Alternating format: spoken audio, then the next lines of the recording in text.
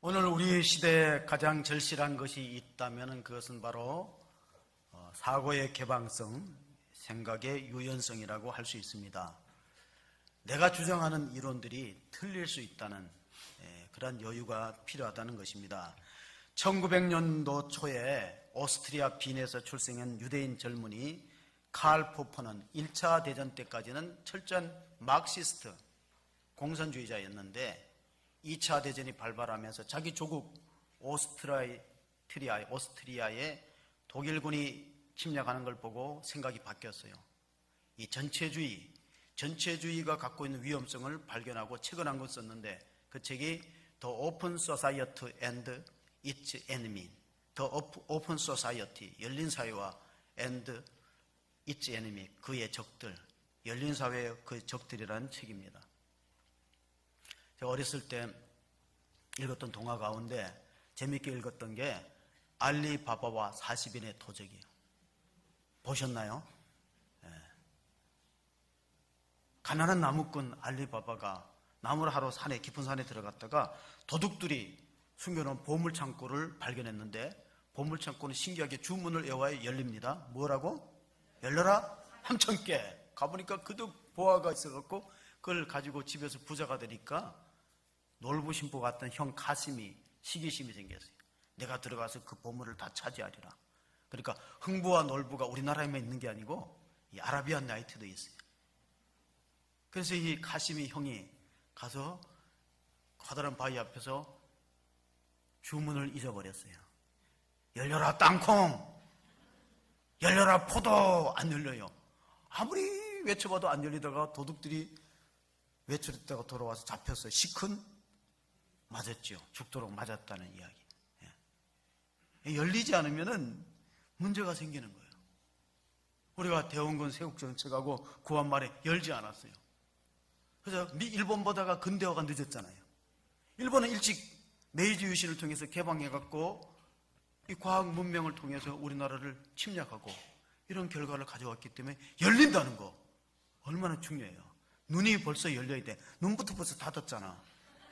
이래갖고는 안 되는 거예요. 정 눈이 자꾸 내려오면요 요지를 가지고 이렇게 받쳐주세요. 안 내려오게.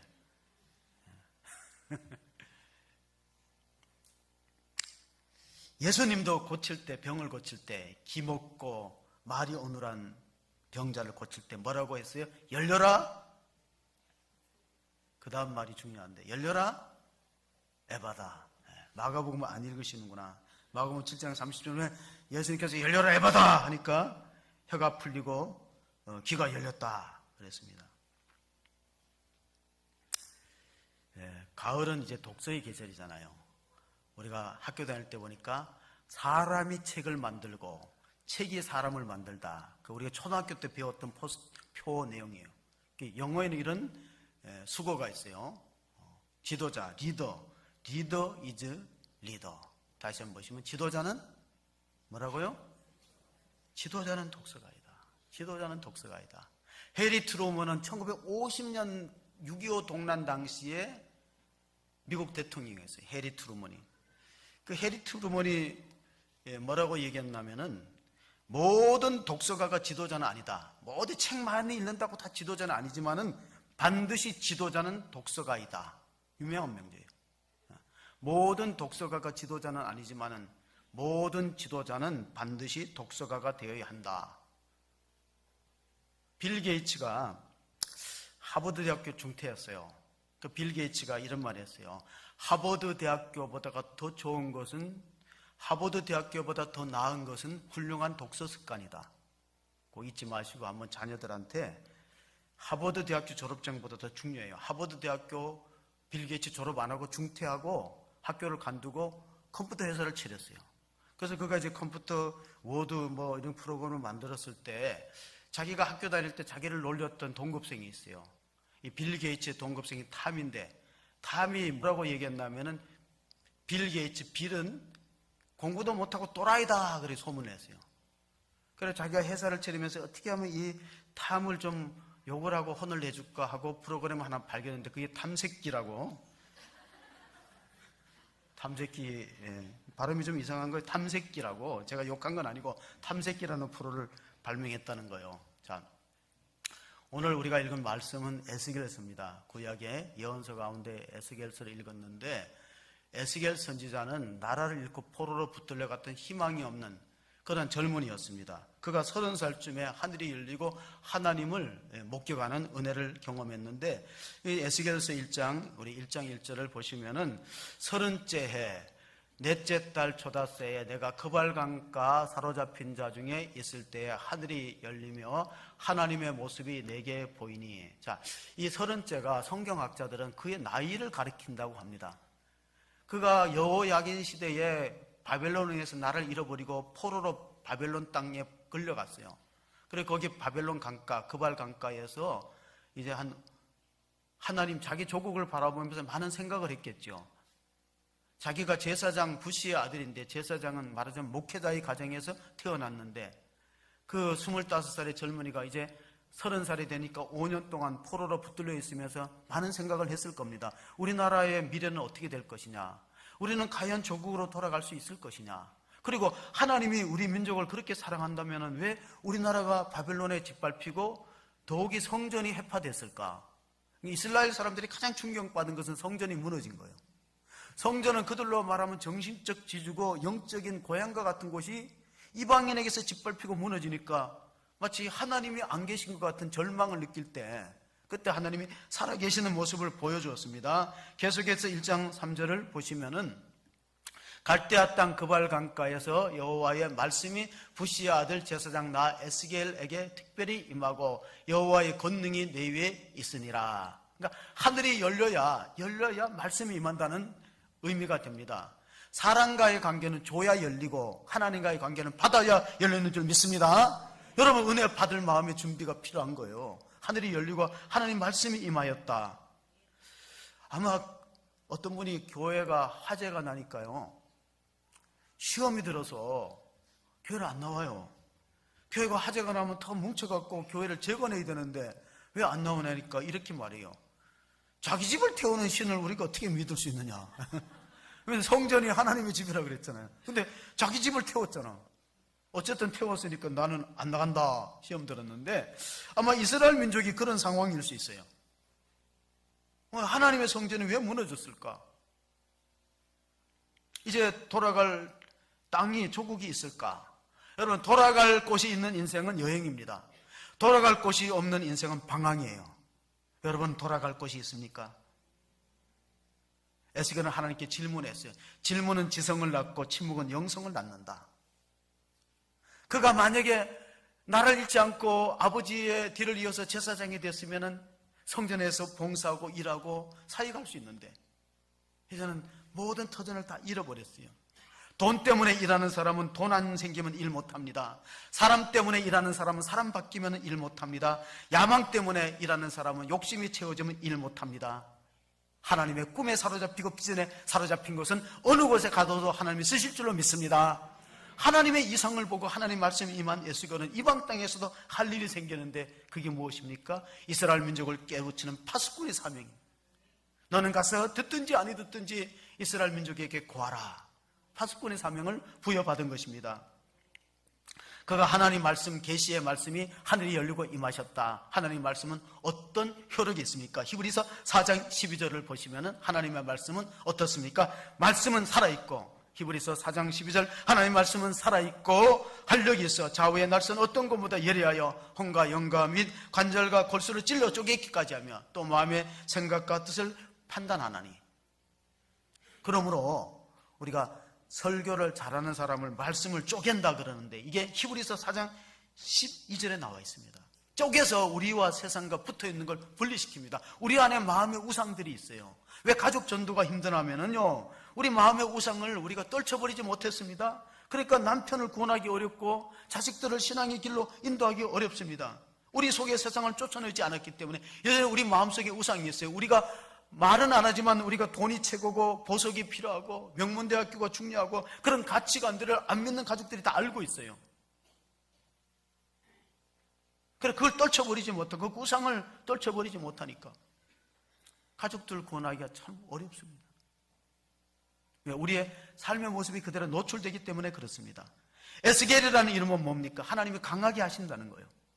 사람을 미워하면 미워할수록 독해지고 사람을 사랑하면 사랑할수록 강해집니다. 에스겔은 하나님께서 강하게 하신다는 이름의 뜻이 있는데 여러분은 어느 쪽입니까? 사람을 미워하면 미워할수록 독해집니다. 사람을 사랑하면 사랑할수록 강해집니다. 여러분은 어느 쪽에 속합니까? 정말 우리가 하나님의 음성을 듣기를 갈망한다면 어느 곳에서도 하나님이 들려주신다.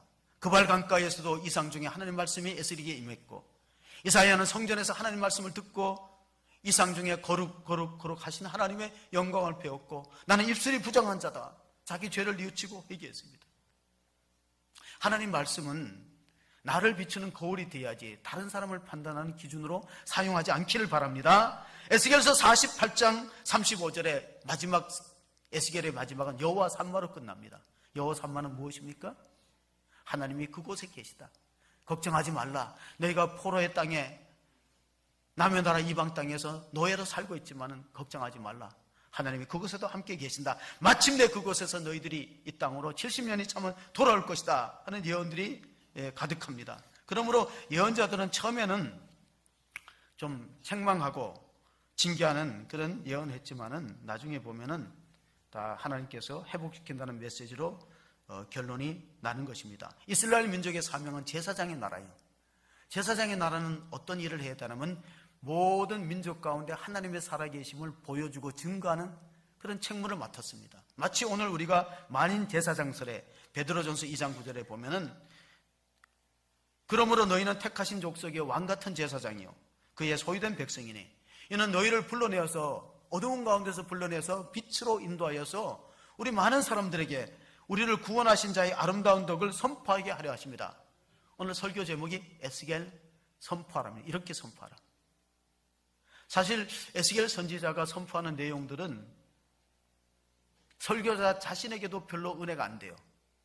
왜냐하면 여러분들이 이렇게 포로로 붙들려 간 것은 우리가 하나님 잘 섬기지 못하고 우상 숭배한 결과입니다. 이걸 말하라는 거예요. 깨우치라는 거예요. 좋은 소리도 아니고 그런 소리 한다는 게 얼마나 쉽지 않겠습니까? 제사장이란 영어 단어가 폰티펙스인데 폰티는 뭐냐? 팩스는 보내는 거잖아요. 폰티펙스는 다리를 놓는 사람들이란 뜻이에요. 하나님과 이스라엘 백성 사이에 다리를 놓는 것이 선지자의 사명인데 만약에 우리가 이 시대의 젊은이들에게 어떤 희망의 메시지를 줄 수 있습니까? 요즘 시대를 가리켜서 젊은이들의 3%세도 5%세도 뭐 취업도 결혼도 출산도 뭐 연애도 집도 막 포기한대요. 왜냐하면 너무 상황이 어렵고 이 실업률이 가중되니까. 그래서 이런 말이 있어요. 10대에는 철이 없다. 20대는 답이 없다. 30대는 집이 없다. 40대는 돈이 없다. 50대는 일이 없다. 60대는 낙이 없다. 70대는 이, 여기서 이는 치아를 말합니다. 시가 없다. 80대는 처, 아내가 없다. 90대는 시간이 없다. 100대쯤 되면 다 필요 없다. 뭐 있어봐야 무슨 소용이 있겠느냐. 나라를 잃고 희망이 없는 시대에 선지자로 부름받았다는 것은 얼마나 힘든 사역을 했다는 것을 엿볼 수 있습니다. 실직자 모임에 어느 강사가 가서 여러분의 인생이 파란만장해지기를 원합니다. 그러니까 막 조롱이 일어나요. 야유가. 안 그래도 힘드는데 뭐 우리 인생이 파란만장. 강사가 웃으면서 제가 말하는 파란만장은 파란 거 만장입니다. 파란 거 만장이면 얼마예요? 1억에 1억. 1억 우습게 보시면 안 돼요. 1억을 가지고 재출발하라. 그런 뜻입니다. 지금은 학력보다 실력이 중요한 시대가 되었습니다. 내가 꼭 뭐 SKY 대학을 졸업해야 좋은 미래가 보장되는 거 아닙니다. 지방대학교 나와도요, 훨씬 능력 있는 사람들이 있어요. 지방대학교 나와도. 우리가 신학생들도 시험을 칠 때 보면은 뭐 꼭 서울대학교 나오는 뭐 인류대학교 나온 사람이 꼭 뭐 신학교 잘 입학하고 목회 잘하는 것도 아닙니다. 하나님 부르셔야지. 하나님은 지원병을 쓰지 않고 차춘병을 쓰십니다. 내가 목사가 되겠다 하는 사람 쓰는 게 아니라 하나님 뽑아서 쓰는 거예요. 에스겔이 선지자가 되겠다고 한 게 아니에요. 에스겔은 제사장 집안이고 예언자 가문은 아니었습니다. 하나님 불러서 쓰신 거죠. 어떤 분이 지방대학교 나와서 일을 잘하기 때문에 자기가 다른 사람한테 소개할 때 자기가 서울 상대를 나왔다고 속였어요. 왜 서울 상대가 안 나왔지 않냐 그러니까 아니라고. 우리나라 대학은 딱 5가지라고. 서울에 있는 대학은 모두 서울대학이고 서울에서 약간 서울약대는 서울에서 약간 떨어진 데가 서울약대고 제법 떨어진 데가 서울법대고 상당히 떨어진 데는 서울상대고 아주 멀리 떨어지는 서울공대, 서울에서 공항으로 이동하는 거리에 있는 건 서울공대다. 그러니까 대한민국의 모든 학교가 다 서울대학교에 속하는 걸 믿으시기 바랍니다. 아멘 안 하시겠죠? 긍정적으로 보자는 거예요. 하나님은 언제나 준비된 사람을 쓰십니다. 공부는 우리 아들이 둘이잖아요. 아들이 어릴 때 내가 그런 말 했어요. 공부는 절대 머리로 하는 게 아니고 엉덩이로 하는 거야. 오래 붙어 있는 놈이 이기는 거야. 핸드폰, 컴퓨터 그만하고 오래 붙어 있는 놈. 설교는 엉덩이로 준비하는 거예요. 근데 문제는 설교는 엉덩이로 서재에 오래 붙어 있다고 좋은 설교 아니에요. 그 다음에 뭐가 필요하면 무릎이 필요해. 하나님 성령의 기름 부으심이 있어서 성도들이 말씀을 듣고 변화가 일어나게 해주세요. 기도를 새벽마다 2가지가 있어요. 우리 아이들이 제가 이제 학생의 교사도 하고 교육 전도사를 했어요. 이 2종류가 있어요. 맨날 교회 와서 기도하는 아이들이 있고 또 교회 잘 안 나오고 주일날 빠지고 학원 다니고 공부하는 아이들이 있어요. 가장 좋은 것은 뭐냐면 2가지가 겸하는 거예요. 공부만 열심히 하고 기도 안 하는 아이는 시험장에서 떨다가 실수할 수 있고 또 공부는 안 하고 맨날 기도하는 사람은 생각이 안 나. 하나님이 영감을 안 주셔. 이게 2가지를 잘하면 얼마나 좋아. 에스겔과 동시대에 활동했던 선지자가 다니엘하고 예레미야입니다. 예레미야도 이름이 별명이 눈물의 예언자예요. 왜냐하면 이 나라가 이렇게 가다가 보면 망한다 하니까 좋아할 사람이 누가 있어요. 그래서 막 감옥에도 갇히고 시대뜰에서 구덩이에 던져지는 그런 수모를 당했지만은 예레미야의 메시지 나중에는 희망을 선포합니다. 예레미야서 29장 11절을 한번 읽어보겠습니다. 예레미야서 29장 11절 여호와의 말씀이니라 너희를 향한 나의 생각을 내가 아느니 평안이요 재앙이 아니니라 너희에게 미래와 희망을 주는 것이니라. 아멘. 하나님 우리와 우리 시대의 젊은이들에게 희망을 주시는 분임을 믿으시기 바랍니다. 지금 어렵고 힘들다고 낙심할 필요가 없어요. 일제시대 우리 젊은이들이 이런 노래를 불렀어요. 이 풍진 세상을 만났으니 우리 희망이 무엇이냐. 그게 말이 희망 가지면 절망적인 노래죠. 이 풍진 세상 만났으니 우리 희망이 무엇이냐. 부귀와 영화를 누렸으면 이것으로 족할까.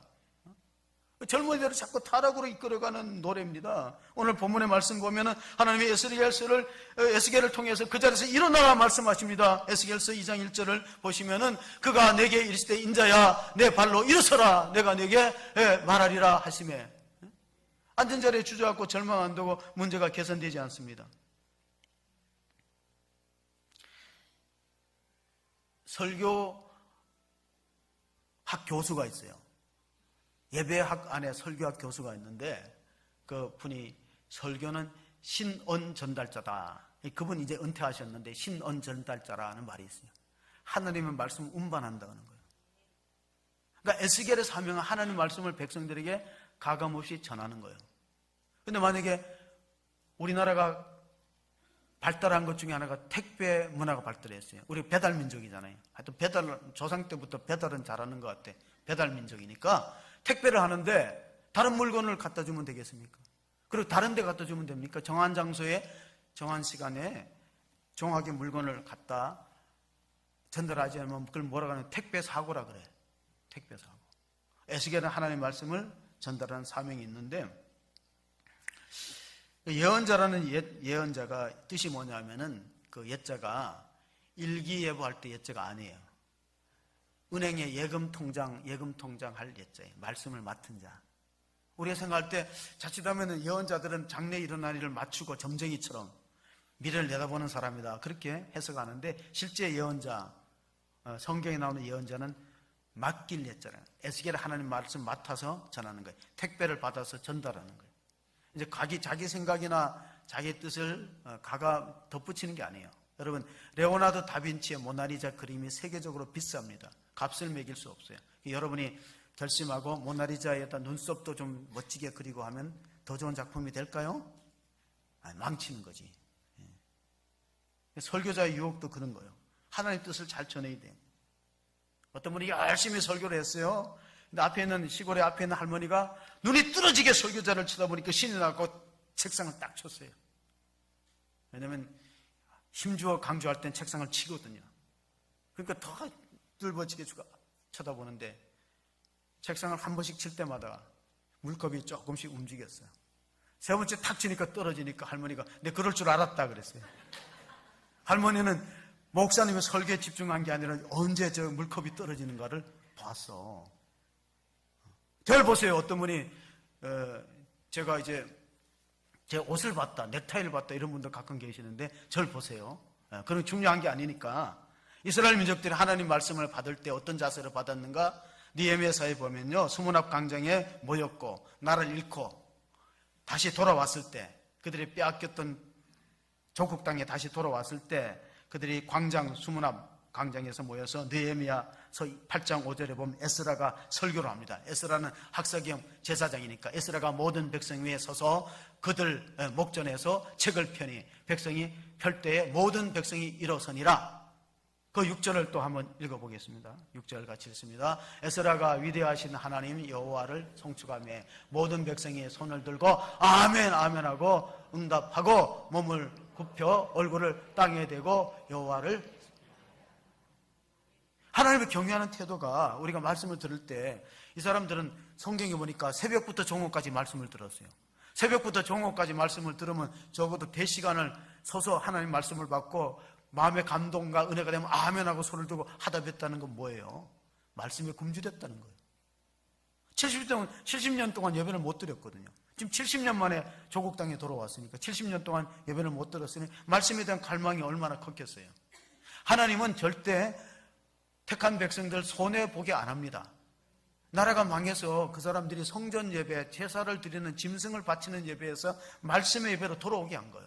일종의 말하자면 개혁이죠. 에스겔서 2장 2절을 보시겠습니다. 그가 내게 말씀하실 때 그 영이 내게 임하사 나를 일으켜 내 발로 세우시기로 내가 그 말씀하시는 자의 소리를 들으니. 하늘이 열리고 나서 말씀이 임했습니다.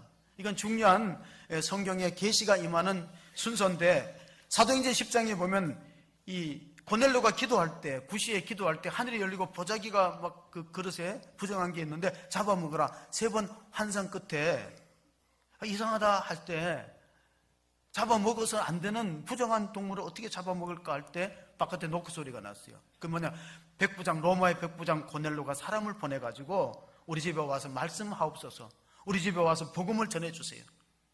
동시적인 사건이 일어나는 걸 보면은 하늘이 열리고 말씀이 임한다. 여러분의 심령 속에 말씀이 살아서 역사하시고 운동력 있고 임하신 것은 하늘이 열린 줄로 믿으시기 바랍니다. 하나님 여러분들을 사랑하시고 여러분들이 말씀을 주시는 거예요. 하나님은 절대 천사를 통해서 말씀하지 않고 직접 말씀하지 않아요. 부족한데 설교자를 통해서 말씀하는 거예요. 그러므로 설교를 잘 듣는 비결은 뭐냐면 오늘 이 강단에서 하나님이 저 설교자를 통해서 내게 말씀을 주시는구나 하고 받을 수 있기를 바랍니다. 그래, 그게 나를 살리는 하나님 말씀이 되는 거예요. 아이고, 저 설교자가 학력도 부족하고 나이도 많고 좀 내가 볼 때도 좀 마땅치 않은데, 이런 마음으로 보면은 그 하나님 말씀이 안 되는 거예요. 하나님 천사를 통해서 말씀하지 않고 부족한 베드로, 오늘의 설교자를 통해서, 베드로가 사실 공부를 많이 한 사람은 아니에요. 어부 출신입니다.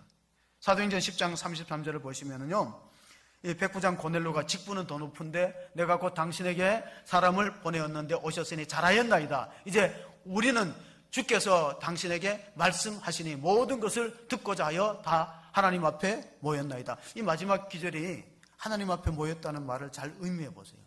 베드로 앞에 있잖아요.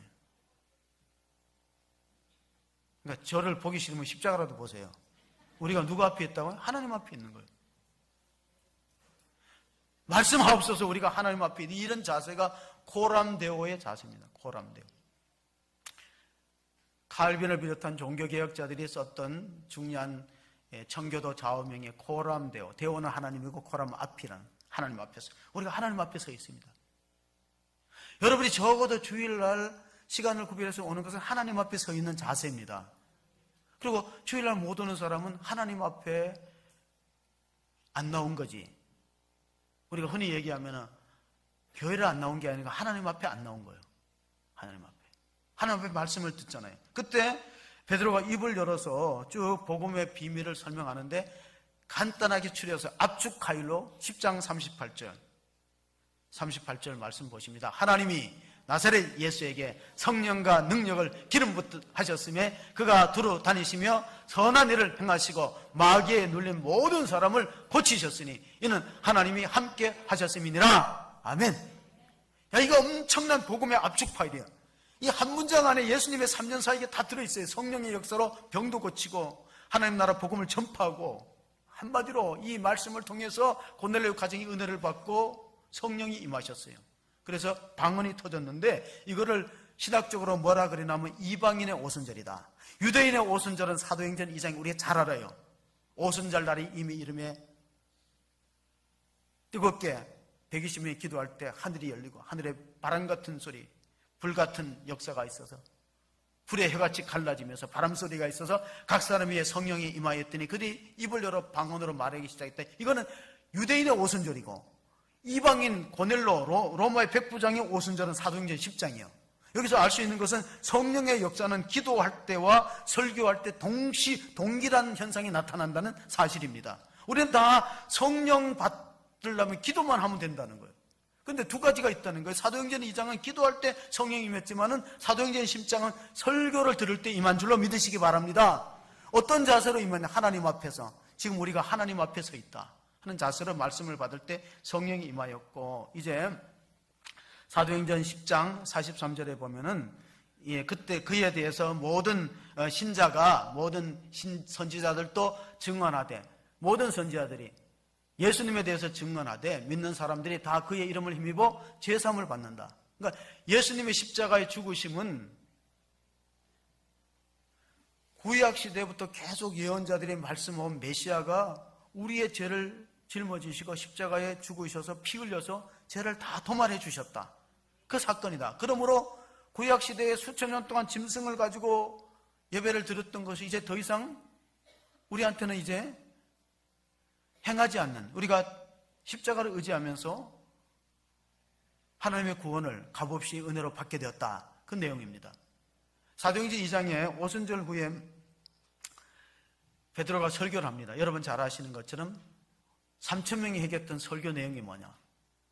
그게 바로 요엘서 2장에 말세에 내가 내 영을 모든 육체에 부어주리니 너희 젊은이들은 바로 자녀들은 환상을 보고 비전을 보고, 너희 늙은이들은 꿈을 꾸고, 너희 자녀들은 예언할 것이며, 그 요엘서 2장을 본문에서 설교를 하니까 사람들이 많이 회개하고 구원에 동참했어요.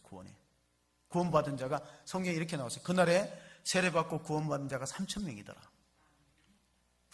16세기에 종교개혁이 일어났을 때 칼빈은 그 당시에 성찬만 하고 설교가 없었던 그 16세기의 예배는 그랬어요. 천주교 예배가 주로 미사 위주였어요. 그럴 때 이런 말 했어요. 설교 없이 예배 없다. 설교가 빠지면 온전한 예배가 아니라는 거예요. 더 나아가서 확대돼서 말하면 칼빈은 설교 없이 구원 없다. 우리가 성경을 읽고도 구원받지만 대부분은 선포되는 말씀을 통해서 구원이 임하는 줄 믿습니다. 설교 없이 구원 없어요. 설교를 잘 듣는 것이 굉장히 중요합니다. 믿음은 들음에서 나는 거예요. 들음은 그리스도의 말씀으로 말미암아서. 에스겔서 2장 3절 보면은 그 당시에 그 베드로가 설교했던 당시에 회중들에 대해서 베드로가 이렇게 말했어요. 이 패역한 세대에서 예수 믿고 구원받으라. 그 당시에 사람들을 패역하다고 평가했어요. 패역하다는 게 뭐냐? 얼굴이 굳고 마음이 완악하고 고집이 세서 하나님의 말씀을 안 듣는 시대를 그렇게 평가했는데, 동시에 에스겔 시대도 마찬가지입니다. 같이 보시면은 2장 3절에 내게 이르시되 인자야 내가 너를 이스라엘 곧 패역한 백성 나를 배반한 자들에게 보내리니 그들과 그 조상들이 내게 범죄하여 오늘날까지 이르렀으니. 다시 말하면 우리가 바벨론의 포로가 된 건 우연한 사건이 아니고 우리 조상의 우상숭배 하나님을 떠난 결과다. 그리고 2장 5절에 다시 또 패역하다는 동일한 말씀이 반복됩니다. 2장 5절입니다. 그들은 패역한 족속이라 그들이 듣든지 아니 듣든지 그들 가운데 선지자가 있음을 알게 할지니라. 선지자는 하나님의 말씀을 전하는 사람이에요. 오늘 말하면 설교자죠. 설교도 목표가 있어야 됩니다. 설교의 중요한 세 가지 목표가, 하나는 영혼 구원입니다. 말씀을 듣고 회심하고 영혼 구원이 일어나고, 설교의 두 번째 중요한 목표는 성숙한 자를 인도하는 겁니다. 영적으로 어린아이 상태에 있지 말고 말씀을 먹고, 때로는 젖을 먹지만 딱딱한 음식을 먹고 자꾸 자라는 성숙한 단계. 설교의 세 번째 목표는 세상 속에서 그리스도인의 증인으로 하나님을 확장하는 데 쓰임받는 그러한 일꾼으로 키워가는 것입니다. 그게 바로 성경적 설교고 그리스도 중심적 설교고 구속자적인 설교예요. 그럼 설교는 잘하는 은사가 있느냐 없느냐? 우리나라에서 가장 설교 잘한다는 분이 소프라노 김영미 씨하고 대화 중에 이런 질문을 던져봤어요. 음악을, 성악을 잘하는 사람은 은사입니까 노력입니까? 그 김영미 씨 소프라노가 이렇게 대답했어요. 타고나는 게 51%고 노력이 49%다. 타고나는 게 몇 프로라고요? 노력이 몇 프로라고? 그럼 거기서 거기네요. 그럼 여러분도 하시면 되겠어요. 은사가 조금 더 차지해요. 설교도 마찬가지예요. 설교도 똑같아요. 타고나는 게 51%예요. 노력을 해야 돼요. 거의 똑같아요. 누구나 다 잘할 수 있어요. 노력하면 다 잘할 수 있다는 거예요.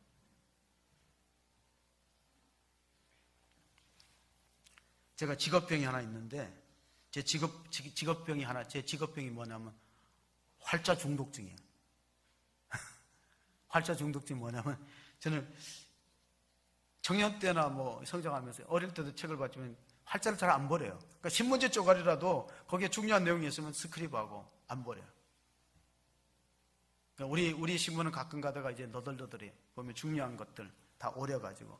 그러니까 그게 활자 중독 일종의 직업병입니다. 안중근 의사가 이토 히로부미를 죽이고 여순 형무소에서 사형당하기 전에 마지막 유언이 뭐냐면은 나한테 5분을 시간을 달라. 나한테 5분의 시간을 달라. 내가 아직 다 못 읽다만 책이 있으니까 마저 읽고 죽겠다 그래요. 그게 안중근 의사예요. 그러니까 안중근 의사는 대단한 사람이라고 보면 돼요. 그가 썼던 적자 가운데 일일 불독서 구중생형극. 그러니까 안중근 의사 친필입니다. 그리고 손가락 손으로 문장을 찍었는데 하나가 짧죠. 안 보이시나요? 손가락으로 먹물을 묻혀서 찍었는데 손가락 하나가 짧아요. 이토 히로부미를 죽이지 않고는 절대로 포기하지 않겠다는 단지동맹. 칼을 가지고 손가락을 잘랐어요. 몇 사람들이. 단지동맹. 그런 우리로 말하자면은 이 문무로 따지면은 무관에 속해 있는 안중근이 얼마나 책을 많이 읽고 사랑했는 걸 알 수 있는 게, 하루라도 독서를 안 하면 입안에 가시가 돋는다. 일일 불독서 구중생형극. 하루도 성경을 안 읽으면 나는 입에 가시가 돋는다. 우리 그런 마음을 가졌으면 얼마나 좋겠어요.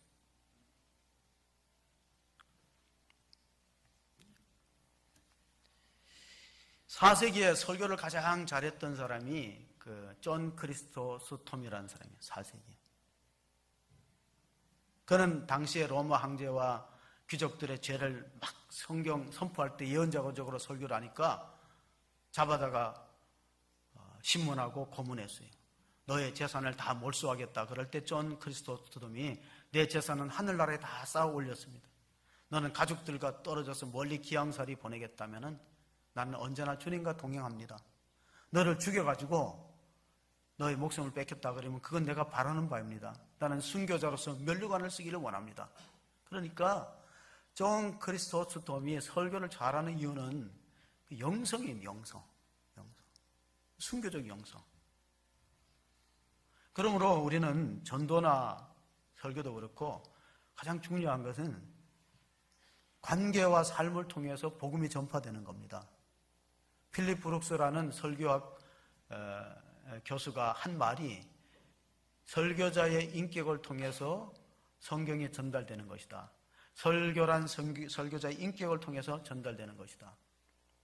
그러니까 설교를 인격을 통해서 전달하지 않는 거, 요즘엔 온라인과 오프라인이 있잖아요. 그래서 이제 오프라인은 어떤 교회들이 많아냐면 대형 교회들이 막 TV나 어느 뭐 라디오나 이런 거예요. 우리 교회는 큰 교회도 아니고 뭐 예산도 넉넉하지 않으니까 우리는 오프라인, 온라인. 근데 온라인 선상에서 우리 교회는 어떤 교회냐? 여러분이 혹시 홈페이지에 들어가서 C3 TV를 클릭하고 그 안에 이제 PC로 전환해서, 핸드폰에서 PC로 전환해서 보면은 그 C3 TV에 어떤 프로가 나오는데 맨 밑에 목회 정보가 있어요. 목회 정보.